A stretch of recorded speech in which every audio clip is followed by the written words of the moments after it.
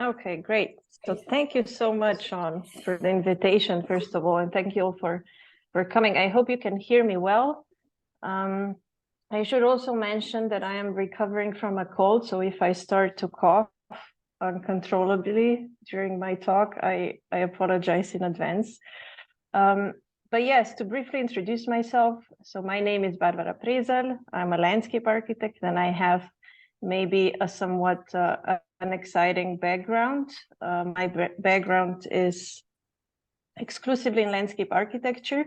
I have a bachelor degree in landscape from the University of Ljubljana, which is also where I'm from originally. And I have a master's from TU Delft in the Netherlands. Currently, I teach at ESALA, which is Edinburgh School of Architecture and Landscape Architecture. And prior to coming here, I spent a few years in practice down in London.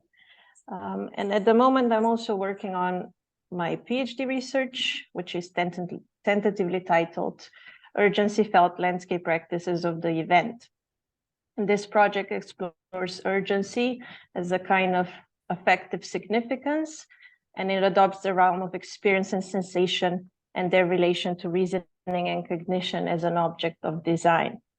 So in my work, I approach sensibility and intensities of experience as the primary means through which we relate to and know the world. And from this, it follows that I understand aesthetics really as political through and through, something that is profoundly social, and also something that does public work. And I hope that by the end of this talk, you'll hopefully have an idea of what I mean by that, but I'm also happy to discuss it further during the Q&A. So I ground my thinking around urgency and affect in the changing configurations and attachments on the coast, more specifically on the British coast. So what I prepared today is a presentation on my work in the archives and on the beginning stages of a project called Enterprise Neptune, which is a case study that I work with. And needless to say, this is still very much a work in progress, but I do hope to communicate what I mean by affective experimentation and kind of it's an intentional crafting and what are the dangers that it poses and some of the potentials that it suggests. Okay, first, to set the scene. It is a hot week in August. I am in Chippenham in northwest Wiltshire, England. I came here to spend a week in the Wiltshire and Swindon archives, going through the material left behind from the beginning stages of the National Trust's Enterprise Neptune campaign. 60-year-old letters, invitations, lecture transcripts, piles of fax machine documents, receipts, reports, and newspaper clippings. What I'm hoping to find are 1,314 annotated Ordnance Survey maps of the entire coastline of England, Wales, and Northern Ireland. In the 1960s, these mappings were instrumental in formulating a particular diagnosis of the pressures facing Britain's coastline, and at the same time justifying the need for the campaign. While I'm interested in material and effective structures on the coast today and in how they could be reconfigured, I understand that the relations of affecting and being historical trajectories, and thus that this archival work is important. In the evenings, I return to my campsite. Researching this particular campaign, it felt only right to camp.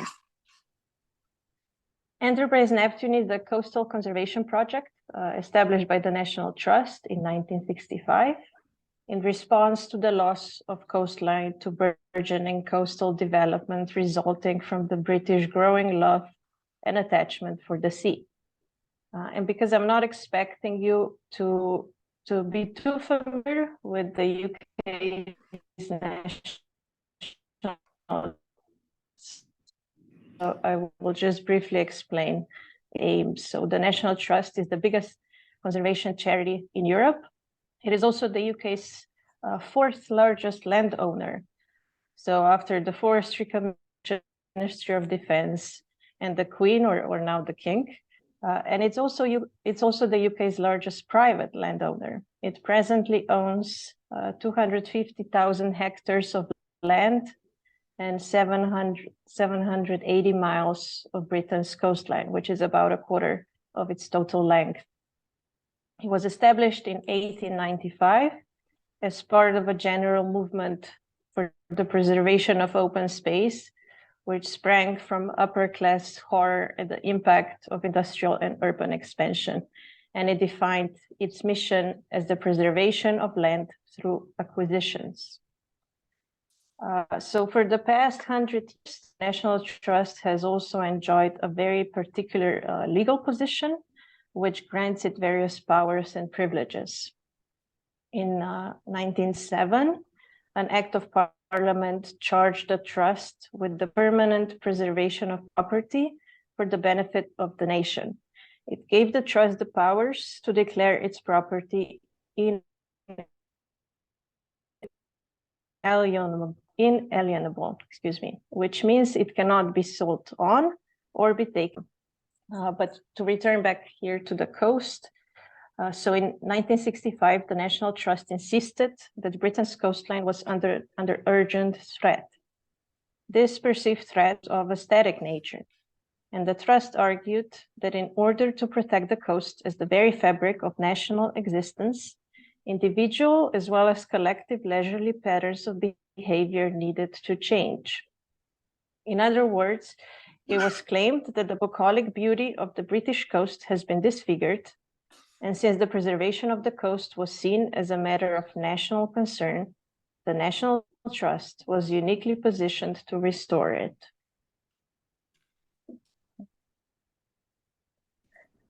I am far from the sea, but the joys are similar. My daily rhythm is tied to the sun, and the elements are pressing closer to my skin than normal. I chose to set up my tent in a quiet spot, far from the rows of caravans that huddle around the campsite's entrance. They are run down. The grass around their tires is tall and the deepest shade of green. Their curtains are stained. Many feature a small terrace added to the back or are covered in cables and antennas, looking to secure a good TV reception.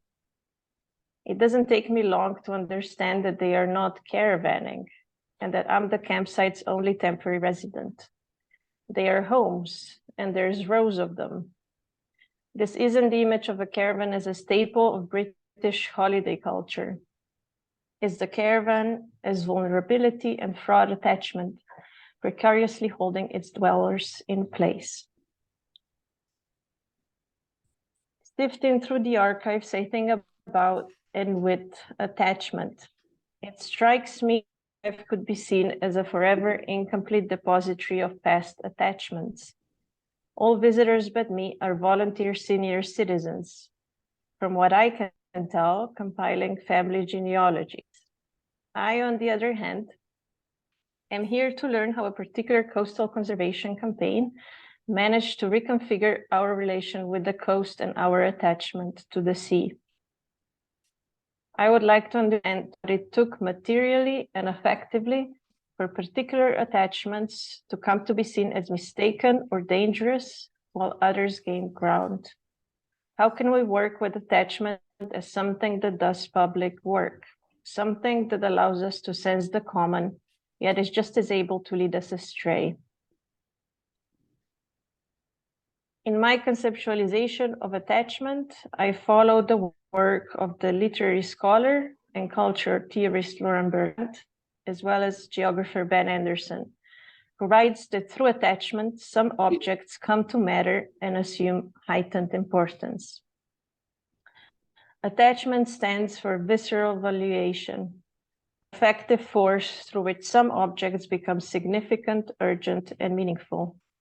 Anderson goes on to explain that attachments are, and I quote, enduring trajectories that bring closer something which feels necessary to a way of life, end of quote. The emphasis on the durational is important. Attachments unfold from past space-times and can come to feel as habitual as what was fated to be. making detachment difficult. Yet, as Anderson points out, meaningful attachments require continuous work. They are not put in place once and for all. Bringing closer implies that a disease remains, and that attachment is best thought of as an activity, an ongoing movement of bringing closer that satisfying something the object promises. After the Second World War, the British coast increasingly became an object of sustained attachment. Higher wages, shorter working hours, paid holidays, better education, and growing popularity of the motor car led the holiday maker to the open coast, which promised freedom, pleasure, something better to come. The film The Vanishing Coast explains that the sea became a release, an escape, another world. All values were different, where even the air was new. A rare and precious commodity, not to be squandered, on the contrary, to be tempted and encouraged, as if it were a kind of treatment, a healing treatment. The coast gathered around it a cluster of promises that were sensed, promising renewal. When at sea, the future looked brighter and full of potentiality, which in turn rendered the present more livable and more resilient. This effective arrangement, however, claimed a territory, and it was argued that the shore took on the likeness of a shanty town, with caravans that were supposed to be mobile, becoming immobilized, institutionalized, and petrified into communities.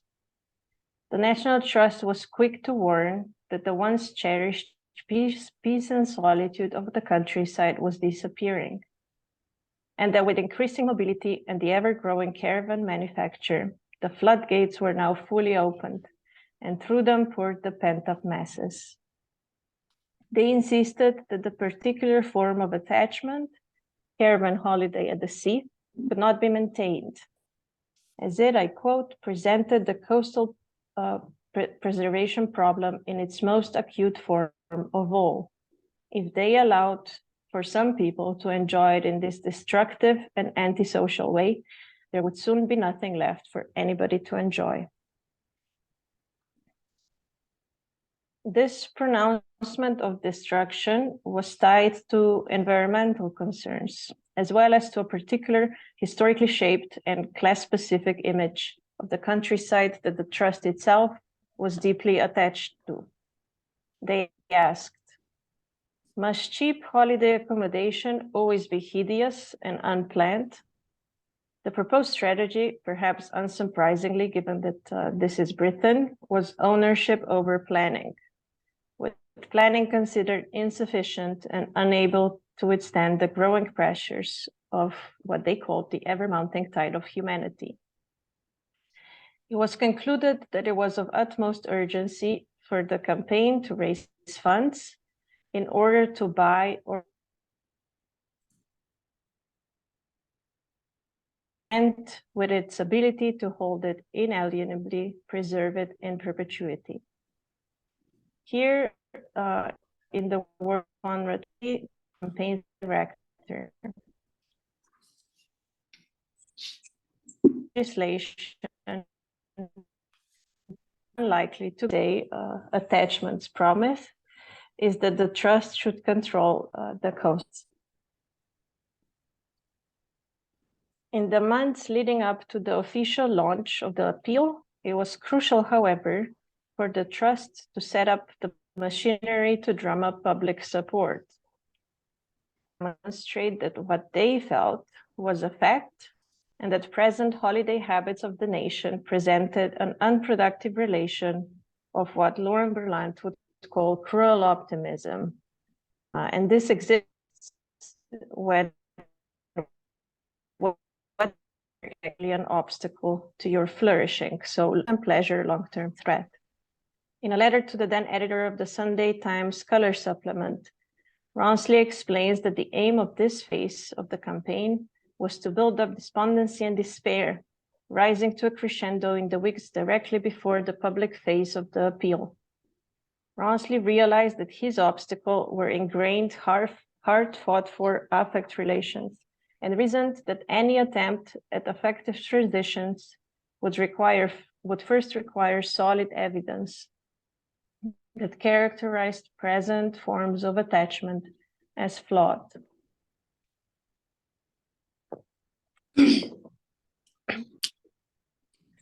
Attachment, to follow anthropologist Caitlin Stewart, is a thing of the senses. Yet this was the middle of the 1960s, when ecological thinking was on the rise, and with it, the desire to measure, quantify, and rationally assess. This meant that anything that couldn't be neatly measured, such as attachment,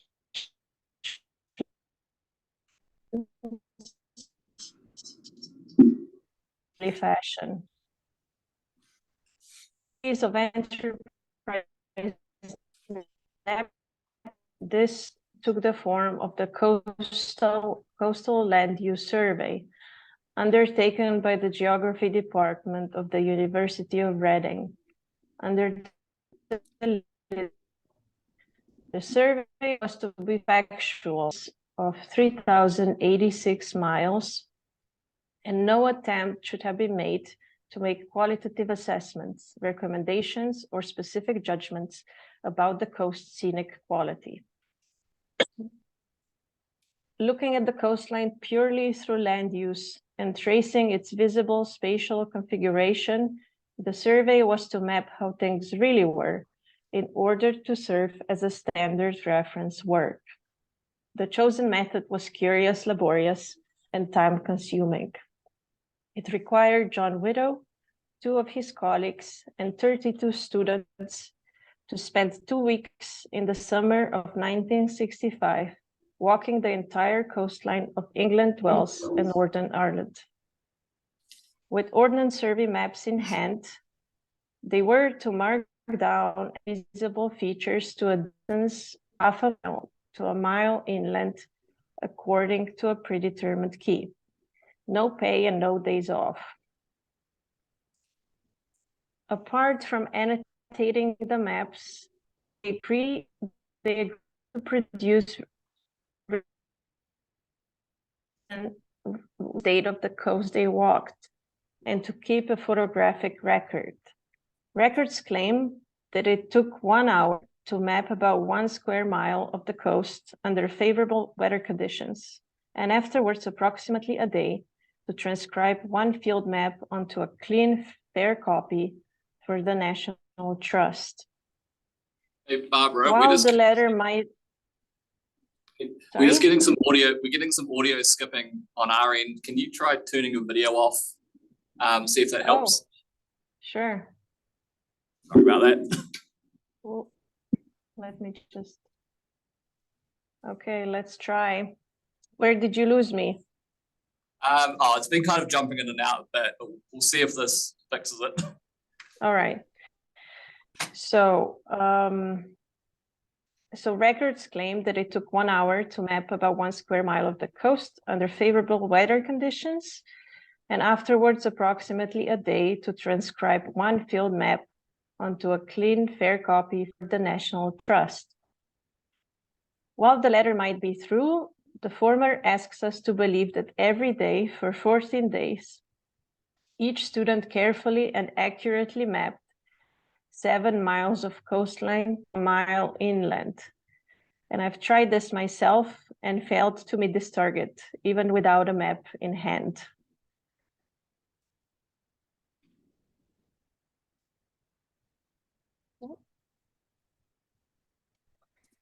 Examining the field maps today, what is immediately apparent is that while the focus was supposed to be cold, objective, and impartial land use, the resulting maps and accompanying reports contain numerous value judgments, directed in particular towards caravan sites, commenting on how well sited or screened they were.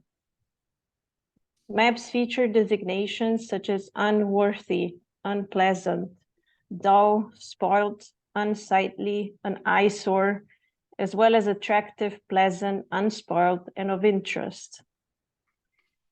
These notes and their whereabouts on the maps reveal as much about the actual focus of the field mapping which I think was landscape as scenery and the so-called unwise land use, as they do about the surveyors themselves and about the role the maps played on the inside and the outside of the campaign. Outwardly, the usefulness of the survey was measured as a source of story, establishing the narrative of impeding loss. Inwardly, it outlined the National Trust's future purchasing strategy, pinpointing areas to acquire as much as areas not to attend to, but to clean up. What the maps truly expose, however, is the National Trust's inability to constitute, comprehend, or determine the problem at hand. Henry Bergson would call it a false problem, a badly composed problem, which assumes that all that is required to solve the problem of the coast is the restoration of the norm that has been disrupted, which is landscape as property. I think that the true problematic reveals itself in draft form. It is felt before it is stated and formalized. And in the case of Enterprise Neptune, it resurfaced in and through the process of mapping. The so-called solution could only be as good as the manner in which the problem was posed, thus missing an opportunity to articulate a genuine problem, which had to do with complexities of desire and attachment, and engender new possible worlds, new modes of knowing, and new ways of being. And ultimately, approaching the landscape as a visual setting alone wasn't enough to unsettle the sedimented patterns of leisurely habit. And so the second phase, second scene of Enterprise Neptune was tasked with raising the stakes, performing the narrative, and evoking effective investment. It turns out that detachment as an effective transition, it turns out that detachment as an effective transition is immensely difficult to pull off. As Anderson argues, this is because of its historically shaped affective grounding, or in other words, because it involves withdrawing from a promise that once sustained. Can you hear me? Yep. Okay. Back at the campsite, I meet Steve, a 60-something-year-old who used to work as a photographer in the army and now owns an old racing car and a small tent pitched not far from my own. He tells me that he's been here for the past 2 months while trying to find himself a flat in town. I tell him I'm working in the archives, and we bond over our shared disorientation by being surrounded by what in time remained. We're both trying to piece something together, however provisionally. Me a story, he a life. His neighbor's father passed away yesterday, so the neighbor packed up his tent and left for Spain this morning. He was a good neighbor, Steve tells me, happy to share a beer or two in the evenings. I ask him what his plans are for the day, and his reply is brief: to stay alive, characterizing a particular English kind of sorrow, masked under silly jokes and self-deprecating humor. In the evening, coming back from the archives, I decide to stop by the market and buy a beer for Steve. I buy the most expensive beer I can find, thinking he deserves a treat. After dinner, I stop by his tent. We find a plastic table and 2 chairs, and the days are long enough for light to keep us company for at least another hour. Steve drinks a sip of the fancy beer I brought. It doesn't land well. He spits it out the moment after. We decide to stick to long cans, and I think I should have bought the cheap lager, but it breaks the ice, leads the way, and puts us both at ease. In the morning, I stop by Steve's tent to say goodbye. I'm returning back to Scotland. He's got a big smile on his face and is busy cleaning his car. He's about to drive to town to meet with his support worker. He shakes my hand and again thanks me for sitting down with him last night. Another morning, new day, he shouts behind me. Anderson argues that attachments need what he calls scenes. He writes, I quote, "A scene of attachment is any occasion in which an attachment crosses a threshold to become part of the foreground of life and thought, becoming central to how everyday life is felt and social action thereafter proceeds." End of quote. A scene makes the promissory object, whatever that might be, intensely present, converting the not yet of the promise into acting powerfully on the present by being felt in and as actuality. This qualitative break in experience is what, in the context of my PhD research, I call an event, an effective disruption of a particular socio-material configuration that introduces a split between the past and the future and reinvents or produces even a valued future that wasn't available in advance. The rights of affects, they are becomings that go beyond those who live through them. They are unpredictable, located in the realm of contingency and implying both potential and threat. Setting the world in motion by building scenes of attachment and or detachment is therefore without guarantees or telos, beyond good and evil. But affect is profoundly plastic. And modulating affective potentials is a skill that can be honed. And this in turn means that landscape practice in spatially reformulating our relation with the world can learn how to more ably shape them.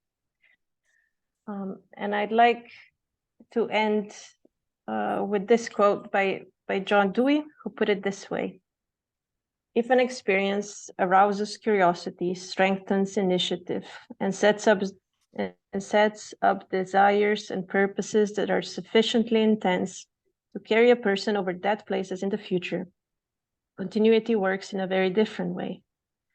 Every experience is a moving force.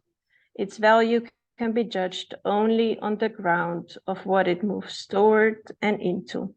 And this importance of directionality, of intention, and of posing problems well is, I think, also very relevant in relation to Britain's coast or any other coast, for that matter, today, when the coast is threatened not by mass tourism, but by the rising seas."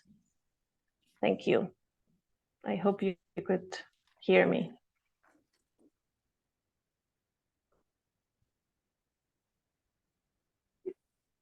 Try putting the video back on now. I think it's a bit of a conflict with the moving images and the video. I probably was a bit heavy. Okay. Any questions? Questions, anyone?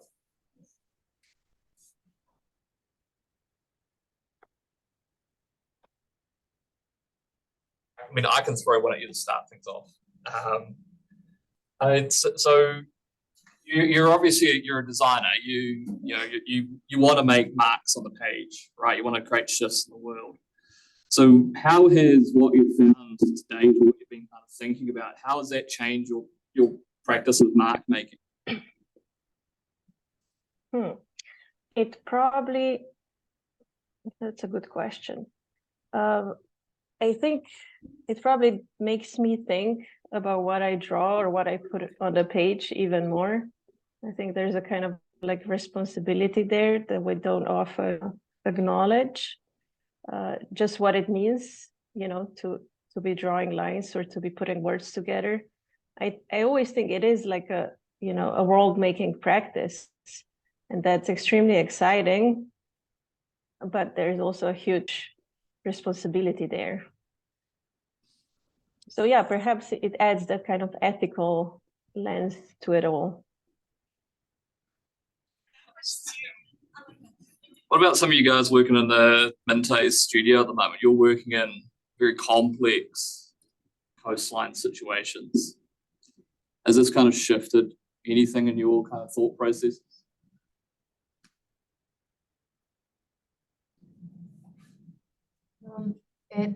It sort of forces me personally to think about the longevity of a design further and further into the future than I typically do. I guess because of like rising sea levels and things like that, it feels a lot more real when you're working on the coastline that like these will impact people far into the future. Yeah. No, I agree. I mean, I would be interested also because I do work on a site also here down in England. That's a village that's the most affected by rising seas in the UK, at least. And it's interesting to see how, there really is there is like a record of past attachments, and that's something that's so strong in that particular village that no amount of like data or information will move them, and then for me, even as a designer, let's say, for me that would be like, it's a very difficult thing to then try, like I think we need to then think, what are the tools that we can use to approach those kind of problems.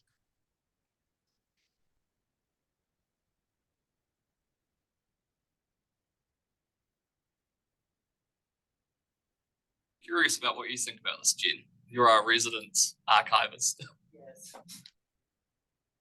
I think it's an interesting way to process that information, right? And really kind of delve into it and its impact, kind of like what Kate was saying. Because it's complicated. And I do like, the whole issue of class and the judgment of things is what really struck me, right? Because I think people using caravans aren't generally the royal family, right? So thinking about that in terms of how that impacts things.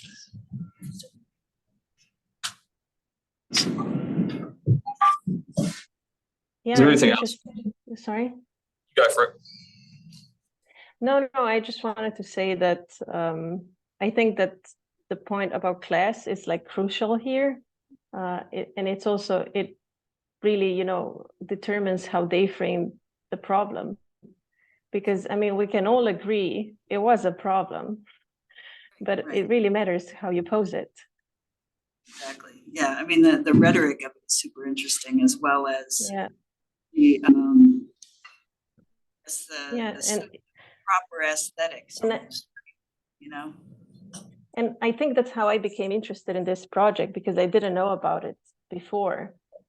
But just the fact that it was so successful. So, they raised 2 million. Back in the day, that was even more, but they raised 2 million, I think, in 5 years, which meant that, like people that actually owned those caravans or their tiny cottages, beach cottages, the National Trust is just kind of donations based.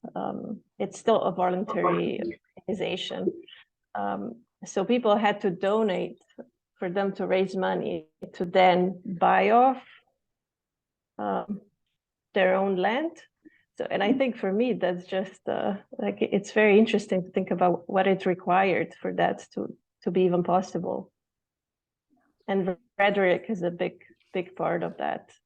And it's also, the next stage of the campaign, it all became much more oriented towards a kind of borders on like nationalist propaganda. It really lost, it was all about a kind of formalized, prepackaged affect, affect that's used in advertising or in politics as well. And it lost that like generative force. And I think that's why I speak about kind of that affect can be, a destructive force, but also a generative force. There's like that duality that I think is interesting. Would you be able to give us your one sentence definition of affect? A few of us will probably know that term, but not everyone, I dare say. Oh, did you ask if I can give a one word just definition? a very short description of how you use affect. I think usually when I try to communicate it to students or to the general public, I say that it's kind of the force of experience, or what happens in this experience. It happens out in the world. It's kind of the encounter. But in the context of this project, I think I sometimes explain it as a kind of visceral, kind of bodily persuasion. You know, something happened before you even could evaluate it kind of cognitively. You were just drawn to certain things.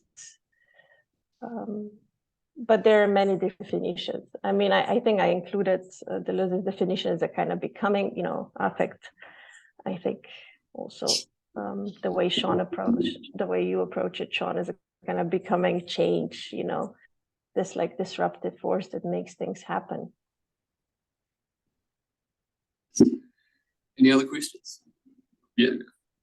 So the art of designing landscape with Speak up a little bit. oh yeah, I mean the art of designing landscape with the idea of making attachments in mind. It does sound like a really amazing thing to be able to do, but how do we reconcile it with the fact that in most situations, generally there's always going to be some degree of subjectivity on what sort of attachments it creates? I mean, generally, Sean, most people, yeah, I just couldn't hear the last bit oh, of the question. Sorry. Like subjectivity, or like the sharedness or not sharedness of experience. I mean, generally, most people have the same idea that they want their coastline to look good and not be cluttered with caravans. But when you get more into the specifics of that, there are always some differences in the way people would want it to look, and the way things means to people. Well, I hope I understood, but I like to approach this. It can be, yes, I agree, like very subjective, and we're all to a degree very different in how we approach or what we get from the coast or from, you know, any other type of a landscape. But I also think that we're perhaps more alike than we like to think sometimes. And I like to draw kind of parallels with any other form of expression, like cultural expression. Nothing ever works for everyone, but sometimes some things just stick. And I think that's interesting. Like, how can you, you know, it has a lot to do with experimentation and skill and being able, you know, learn from past failures. But there's something about, I think, also not kind of knowing and not having a formula, because otherwise you lose that that openness that I think is necessary.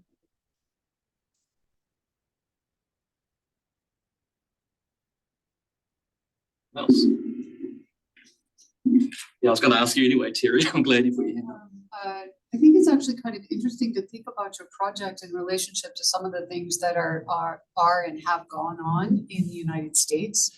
Also with our coastal waterfronts, a number of places where coastal access has become a public issue, where we would like to have public access, and the confrontation that has with private land ownership, where they're not willing to give that up. And so we see in California where public waterfronts is much more popular. We see in Charleston, South Carolina, where there was a huge thing. And for 30 years, they worked on getting that access. And it wasn't so much in Charleston, it wasn't so much an aesthetic issue.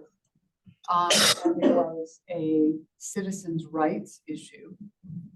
Whereas in California, they in the propaganda that was put forward and is still being used there, it's very much an ecological issue, it's an aesthetic issue, it's a public rights issue.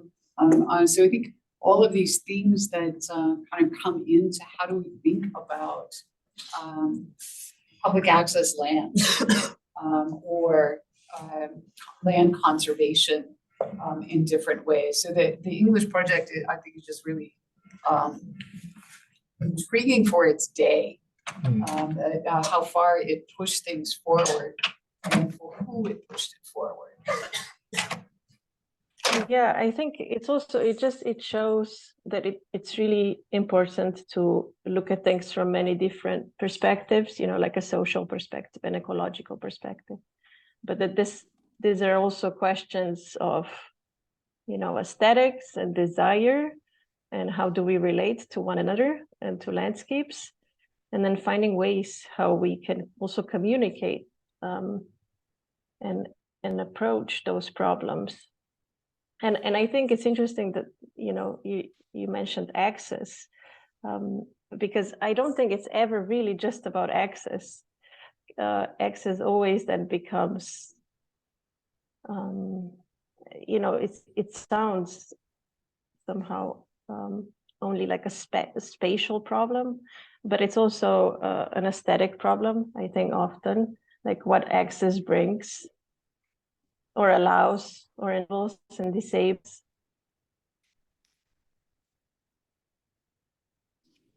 Chris? So I know that you mentioned that you found this interest through like discovery in your master's thesis, but I'm just kind of curious on what else, what are the things you were interested in while you took your degree, just from a general perspective, Oh, in my master's. and your undergraduate, just studies in general. That's a very big question. What was I interested? So let me put it this way. I think my interest in the topic experience and why I'm doing things that are more related to affect now was because during my master's project was let's say a redevelopment of a post-industrial site of a French site that used to be that was used for experiments to make the first French atomic bomb. And I was really interested in just wasteland in general. And I created this project for my master's that Sean mentioned that was all about the non-human. It was all about multi-species. It was all about connections and events. And I've kind of briefly touched upon experiential, the affective side of things. But to be honest, I didn't really understand it. You know, I didn't really know how to think about it or what to do with it. And that's why I started thinking more about affect and how I could kind of learn more about it or expand on it. And that's how it began. But I think in general, in my master's, I think I was interested in, you know, at the time, the kind of Anthropocene was a big buzzword. I think now we're a bit over that. And it was tying that and the discourse around the post-human into thinking also about how we can respond to kind of the legacy of landscape urbanism and what we learned from that and what's missing there. But it's a very vague and confused answer.